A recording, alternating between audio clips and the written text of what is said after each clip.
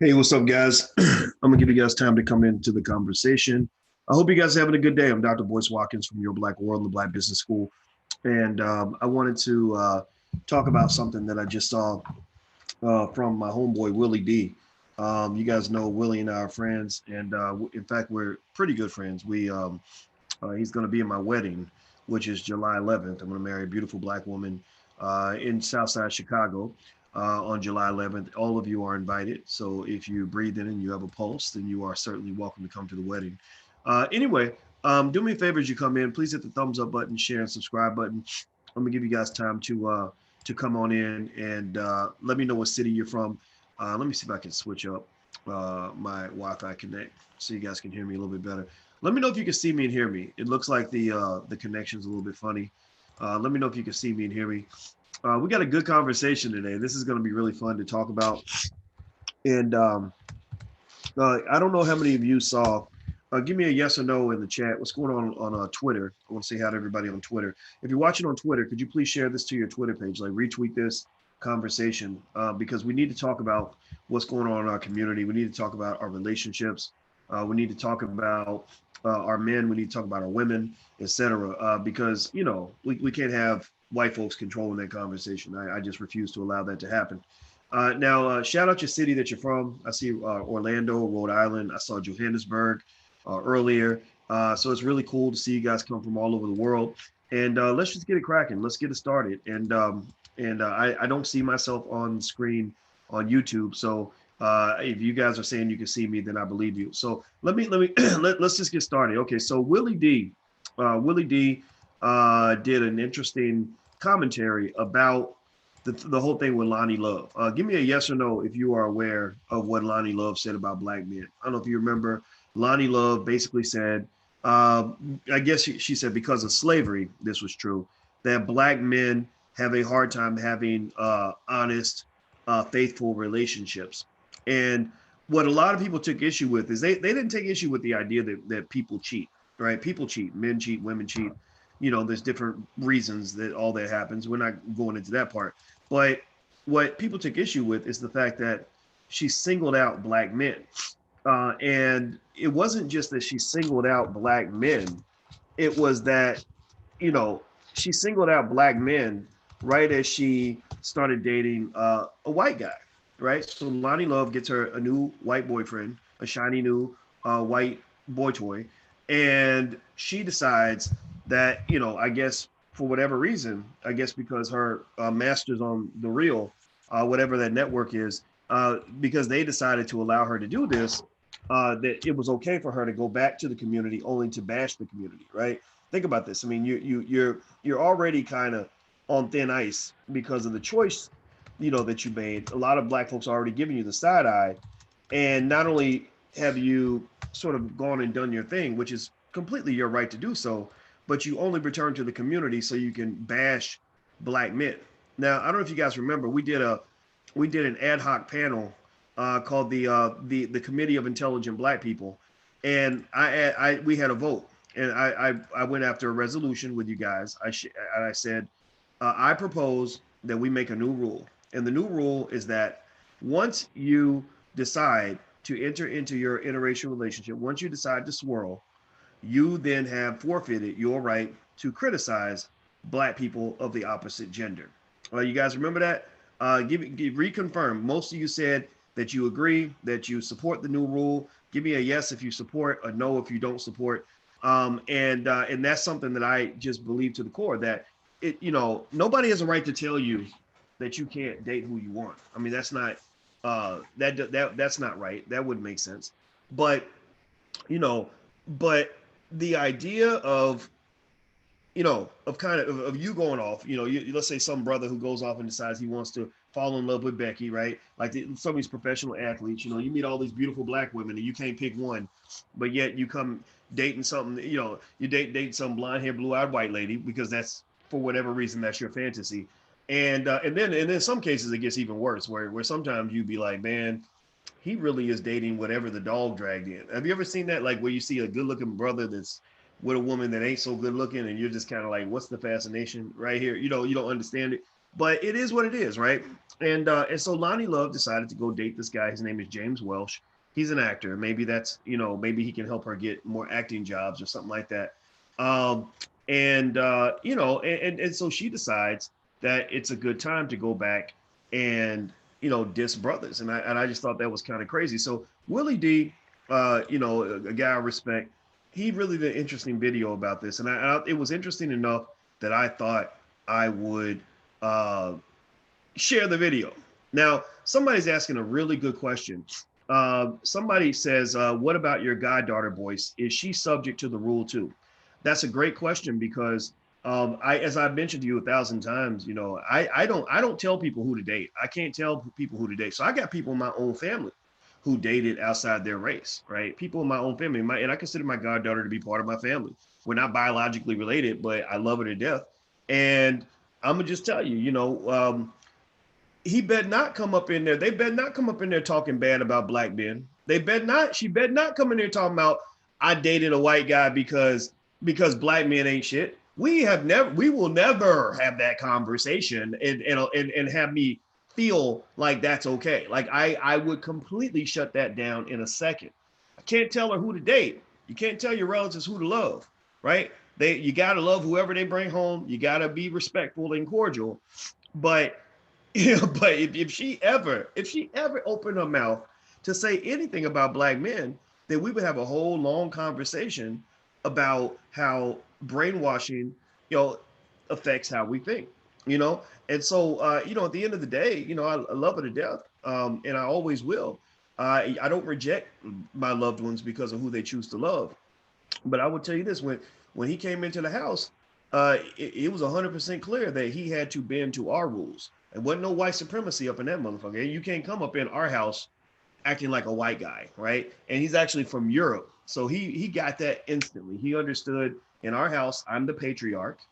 In our space, I'm the patriarch, and you respect that. You kiss the ring, you show me that respect, and you're welcome to come into our house. You see, that's how integration works in our favor. You see, integration worked against you because you went into somebody else's house and had to kiss their pinky ring and get on one knee to bow to them.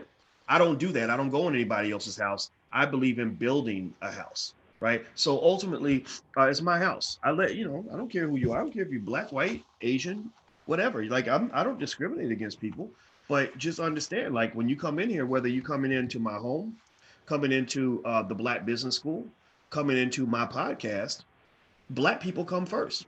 Black people are always first. We are always number one. Building our communities number one. So if you agree, if you believe that black people should come first, type B1 in the chat. Type B1 in the chat if you agree that in our space, black people should come first. Just like in an Asian space, Asians come first. In a Latino space, Latinos come first. In a Jewish space, Jewish people come first. In Nigerian space, Nigerians come first, right? So ultimately, black people, African Americans got to get on code with that. Seriously.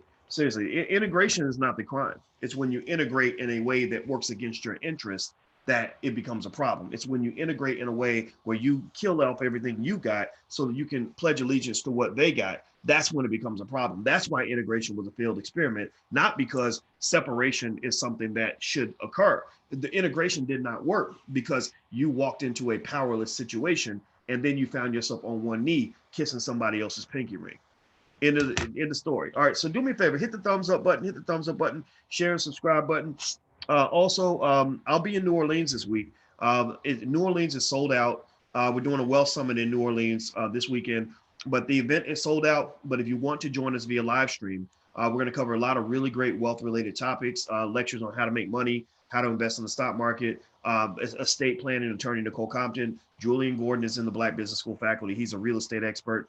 So if you'd like to join us via live stream, you can do that by doing a 30-day free trial in our lecture series in the Black Business School. Just go to drboyceneworleans.com. That's drboyceneworleans.com. You can join the live stream for free by doing a 30-day free trial in the program. Plus, you get access to a lot of extra educational content that will help you to elevate your wealth level. So feel free to go to drboyceneworleans.com. All right, so here I'm gonna share this video with you guys. Let me pull out this video that Willie did, so you guys can kind of see. You can kind of see what he was talking about. I just thought it was great. Now, those of you who are on Instagram, you won't see the video. You'll hear him. Now, if you want to actually see it, you can just go to drboycetv.com. Please retweet this if you're watching on Twitter. And so let me just play this video now for you guys. Let me make sure I got my audio working the way it's supposed to. Hold on. All right, there we go. It looks like we're good. All right, so there we go. So there's Willie, and he did a really interesting commentary by Loni Love, and I'm gonna let y'all watch some of this, and I might pause it if I see something that I want to comment on. So here you go. So I posted that Isaiah Factor Men's Defense panel. First of all, stick to the topic, okay? The topic is how slavery affected the black family. And I said some black men cheat, not all black men cheat. Isaiah, you better than this. Stop body shaming me with your little panel of men and stop talking about me and talk about the topic. Also, have a panel of women on and get their feelings about it, okay? Since everybody butt hurt. And I ain't married to James. I'm single. And ain't nobody tell me, no white people told me this is part of the, y'all crazy. Stop it. Isaiah, you better than this. What's up, family? Loni Love, a co-host on The Real Talk Show. Okay, before I move on, I want to ask you guys, and you on Twitter, you guys can hear her talking. Does she seem stressed out? Like, does she seem like maybe all the controversy got to her? What do y'all think? Like, I'm thinking that she's feeling a little bit stressed out, that she's been hit kind of with the whole mammy, mammy conversation.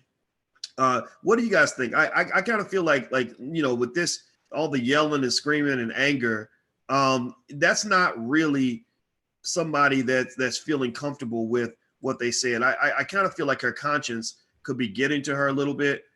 Maybe she's feeling like she, I don't, give me a yes or no if you picked up on that. It seems like she's really stressed out about the controversy, that she doesn't feel that you know that people understand what she was trying to say, or that she's, you know, feeling a little bit of pressure. And really what that is what you're really seeing is the effects of the new black media. A lot of black folks back in the day used to feel that they could go on TV, and as long as they were validated by white folks, as long as they were, you know, on some TV show making a bunch of money, they could just say whatever they want about black people and the noise would be muted, because you didn't have to hear, black people could not talk back. Now you're in a world where black people can talk back, and your community is going to challenge you if you get out there promoting some bullshit. And I personally think that's a good thing, right? In that I can even remember in my own life, I remember my father, was talking back to me one time when I went on a show about 15 years ago, and I somebody said something ignorant, and I didn't say it, but I didn't correct it. And my father called me and he said, "Don't you ever embarrass his family by going on TV co-signing on ignorance." He said, "You never co-sign on ignorance." So sometimes you need people in your own community, people who love you, to come back and challenge you on some shit that you said. You know, so anyway, let me go back and share the rest of this video.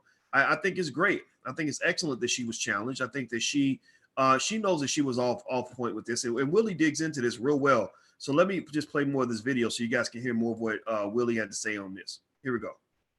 Fixed her mouth to say, a lot of black men don't know how to have true faithful relationships because of slavery. After she promptly got dragged all over social media and beyond, she turned off her comments like a coward. She later posted a video on her IG stories criticizing an all-male black panel that was on the Isaiah Factor to discuss her comments. I participated in that panel that she called a little panel of men. You see, that comment right there is indicative of her arrogance. And she will get her end moment. I can guarantee you it's coming. It's okay to disagree with every single man that was on that panel. But to be dismissive as if somehow you're superior or their feelings doesn't matter speaks volume as to what type of person she is and how brainwashed and tone deaf she is. So pick up on the word superior. Superior. You see, this is subtle, but it's important to understand this. This is what white supremacy does. And most black folks are white supremacists. You know, white supremacy would not work if black people did not cooperate. With white supremacy, one of the interesting things is that because white folks, you know, control a lot of the wealth and a lot of the media in this country, you get black folks that feel they're superior to other black people because they've been validated by white people. They get to the point where because I got a show, or because I'm making a bunch of money, or because I was, because I'm on TV, that somehow black people don't matter because black people don't own the TV networks. Black people can't, we don't make the blockbuster movies. We don't have the billions of dollars in our bank accounts. And so I do agree with that. I mean, because remember, the question that you must ask yourself is, when you see a black person on TV who's automatically elevated to the point of quote unquote black leader because some white person put them on TV, you got to ask yourself, who made that person a leader? Who ordained that person? Who crowned that person? Like for example, if I'm CNN and I want to crown a black leader, if I want to do a rope-a-dope on ignorant black folks and crown somebody as a black leader, all I got to do is pick some idiotic Negro in the hood or wherever and put them on TV. And no matter what ridiculousness that they're spitting, they're going to get instant respect and validation because they put them on TV. It's like when Tamron Hall, another lady who actually, ironically, it just had a baby with a white guy, right? This is kind of the thing. This is a Hollywood thing, I guess. She actually, I remember Essence Magazine saying that she made Black history because she was the first Black woman to host the Today Show. And I just basically said, no, she did not make Black history. That's not Black history. She made white history. That's not Black history. That's white history. Because white people should not have the power to tell you which Black people get to make Black history and which ones don't. Even when you look at the fact that you honor Martin Luther King, you honor the hell out of him, and he deserves it, but you don't honor Marcus Garvey nearly as much. You don't honor Malcolm X nearly as much. Well, why do you honor Dr. King and have Dr. King dinners every year, but you don't do the same thing for Marcus Garvey? It's because you have let your oppressor pick your heroes. That has to stop right now. So let's keep going. Lizzo's a great example. There you go. So let me give it another shot and talk directly to you, Loni Love. In your little video, you told Isaiah, first of all, stick to the topic, how slavery affected the Black community. First of all, that was not the topic. The topic of discussion was Joe Budden's excuses for Kevin Hart's cheating. You're the one who went out of your way to make cheating exclusive to the Black man. You're a comedian, so I'm sure you can appreciate this. It's funny how you failed to mention that it was your white boyfriend's ancestors who cheated on their white wives and girlfriends with Black women and girls and boys and men during slavery. Did y'all catch that? Did y'all catch that? How many of y'all heard that? How many of y'all heard what Willie just said right there? I got the call. I heard that. I was in the shower. I just got out of the shower. I was talking to Alicia. I said, oh, shit, I got to call Willie and tell him that he hammered the nail on the head with that. Shout out to Willie D on that. His Instagram is Willie D Live, by the way. And my Instagram is The Real Boyce Watkins. So feel free to follow either one of us. But I loved that point. I mean, process this for a minute. Let's take our time with this quick point. Loni Love basically says that it's because of slavery that Black men cheat. But during slavery, the Black man did not have the same capacity to get out here and spread his seed the way the white man did. And we know what the white man did. We know for a fact. We got evidence. We got receipts on that. We got physical DNA proof that they were stepping out on their wives on a regular basis and stepping into the slave barns and everything else. And it wasn't just once or twice, like I fell in love with another woman or I slipped and made a mistake, whatever. No, it was it was like R. Kelly times 100. It was some old Catholic church type shit where you got 50 women on your plantation and you're sleeping with all of them. Where do you think light-skinned Black people come from? Where do you think that I'm 30% British or some shit like that? Where do you think my 30% of British blood came from? It came from somebody who cheated on their wives and went and decided they wanted to go and rape a slave.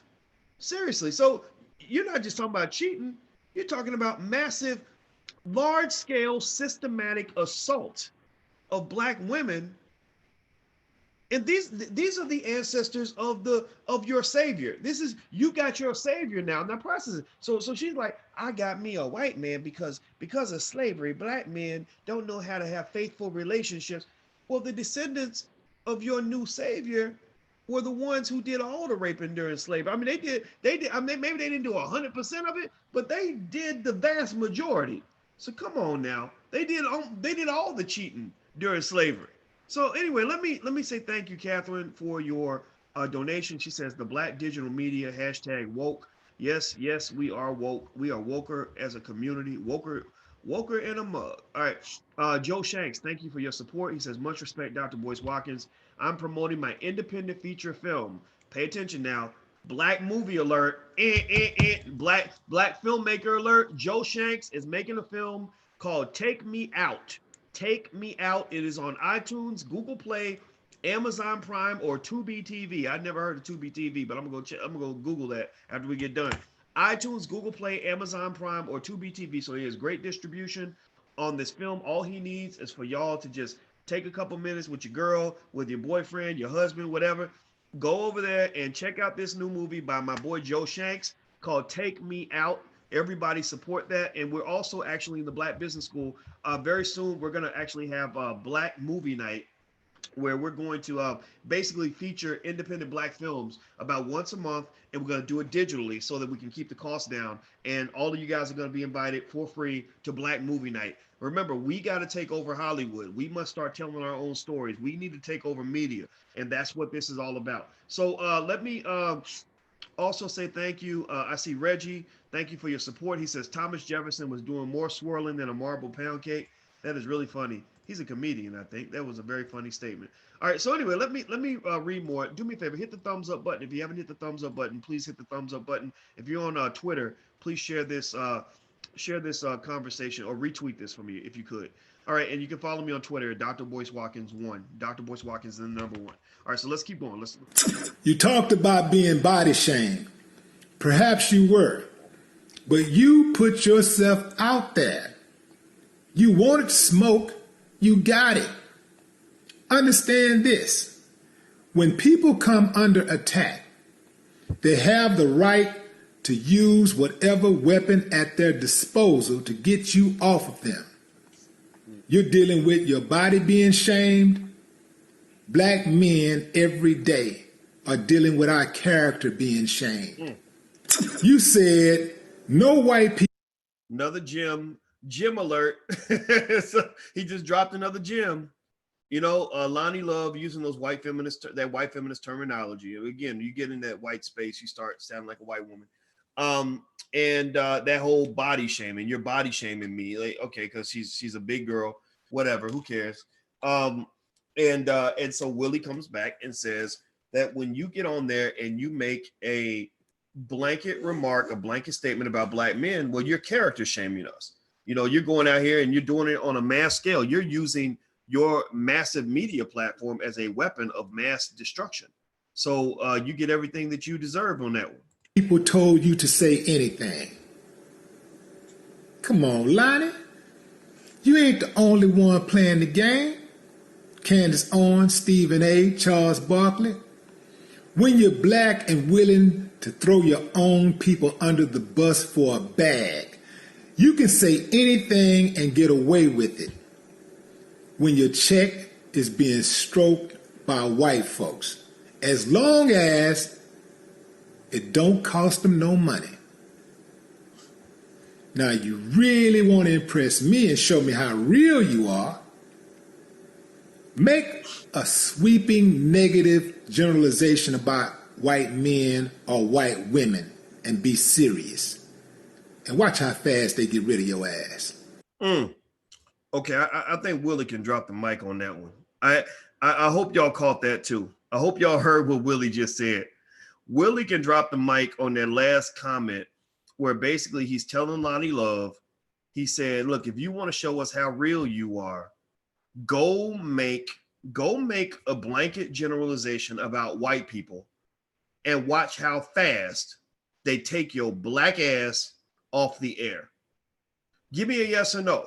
If Loni Love had made a blanket generalization about white people, if she said all white men cheat, or all white women do this, or all white women do that, or the majority of white women do this, or the majority of white men don't know how to have healthy relationships, yes or no? Do you think that they would drop her ass in a second? Do you think that she might get blackballed from TV ever, like for the rest of her career? Seriously. I mean, so one good way, and I love the fact that Willie, there's more to Willie's video. His Instagram is Willie D Live. Everybody should follow him. He's a good guy. You know, the thing about this is that the best way sometimes to really see hypocrisy is to do what we used to call in statistics. We used to call this multivariate analysis. Multivariate analysis, one of the things that you can do with multivariate analysis is you change one variable and then you look at the problem again with that variable switch. So a lot of times, for example, a lot of the insights I might have on something is I'll say, I wonder what would happen if you took out the words white man and replaced it with black man. I wonder what would happen if you took, if you weren't talking about women and instead you were talking about men, right? And when you do that, you see all the hypocrisy that's there. And one of the greatest, most glaring examples of racial hypocrisy is the fact that you can go on TV and you can make all kinds of blanket generalizations about black people that you could never make about white people. And if you were to say those things about white people, you would lose your damn job. You go over to hip hop music, you can make a lot of music and say a lot of things about killing black people. But if you were to do the same thing and talk about, Jewish people instead, you would be off the air just like that. So you got to ask yourself, why is it acceptable for anybody to disparage you, but unacceptable for anybody to disparage them? Well, that's called white supremacy. That's what that is. White supremacy is everywhere. And there are many black people who are complicit in white supremacy, who allow themselves to be used as tools of white supremacy. And because we're not thoughtful people sometimes, because we don't think it all the way through, we'll assume that a statement is okay just because it came out of the mouth of a black person. Well, I'm sorry, but I don't really care about the color of the skin of the person who made the statement. I'm looking at the statement itself and the impact of that statement. And one of the things I've concluded, and I believe this to the bottom of my soul, is that racism and racial agendas are far more effective when they are carried out by black people. That racism and white supremacy, those systems are far more impactful when you have a black soldier implementing the poison, right? Because think about this. How do you kill, one way that they kill rodents, one way that they kill rats with roach motels and all that, is they will put out maybe some food or something, and the head roach will go out looking for food or something, right? I don't know if it's true for roaches or rats or whatever, but he'll go get some food. And he gets this food, and then he takes the food back to the nest. They're like, okay, we don't want to just get him. We want to get the whole nest. So he'll take the food back to the nest and feed the poison to the woman, to the children, to everybody. And then everybody dies. Now, why would do you think that they would voluntarily eat poison? Do you think that that's something that they want? No, why would they take it? If I came at the rodent, the rodent would probably run. But the rodent takes the poison in because it's being handed to him by somebody that they trust, right? It's a Trojan horse kind of thing. So for black people, they do a Trojan horse on you, where they deliver poison to you by the boatload on a daily basis. And you eat the poison up because the poison is being delivered to you by somebody that you trust. A white rapper can't rap about killing black men and black genocide, but a black rapper can, and we'll just let it slide right through the hood, right? A white rapper can't go and talk and say certain things about black women and not get called out, but a black rapper can say whatever he wants. He can diss black women all day, right? So you got to understand how these systems work and the Trojan horse. So Loni Love made a statement on that show that was allowed to slide because Loni Love is a Black woman. If Barbara Walters or some white lady or that white conservative, I don't even know her name, I don't even watch these stupid shows, that white conservative on The View had made that statement about Black men, y'all would be up in arms. Even the women that were cheering on Loni Love and defending her would be up in arms if a white woman was to say something like that. So I'm just trying to help you understand that you got to pay attention to what's being said and pay less attention to who's actually saying it.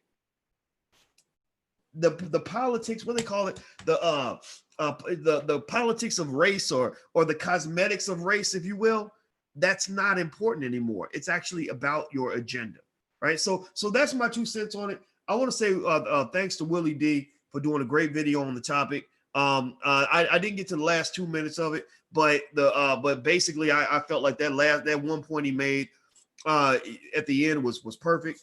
And I just want you guys to just be more thoughtful about this kind of thing. And I think Loni Love, from what I understand, she's not even on The Real anymore. I heard she got replaced by Amanda Seales, who's a really interesting lady who just seems to really hate Black men and do everything she can to go and make things up. I don't know if y'all remember when Amanda made that statement about Myra Roll, where she was out basically like calling him a predator with no evidence at all, right? When really it was like she was actually chasing him, which was very strange to me.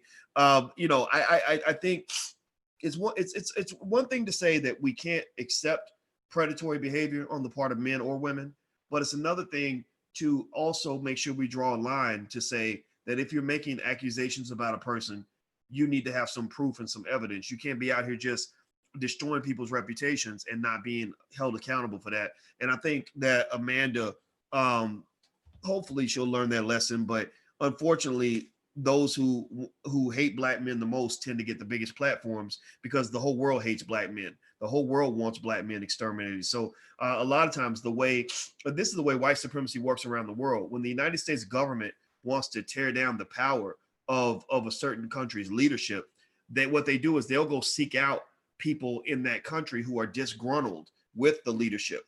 And they'll say, hey, we'll arm you with weapons. We'll give you battle strategies. We'll send in all kinds of resources to help you. We'll give you intelligence, to help you in your overthrow of the power structure. So the Black man is the same way in America. The Black man, by being the leaders of our community, and because they want our community to have no power, to overthrow the leadership in that community, they go and they say, oh, you're a Black woman who hates Black men. You're a Black woman who's been harmed by Black men. You're a Black woman who maybe you were disappointed by your daddy. Well, we're going to arm you with weapons that will allow you to destroy the men in your community, right? So they find, some woman like a Loni Love, who for whatever reason is unhappy with the Black men in her life, and they armed her with a gigantic platform to allow her to launch her weapons at Black men on a mass scale, where basically they've got the same agenda. Their agenda is,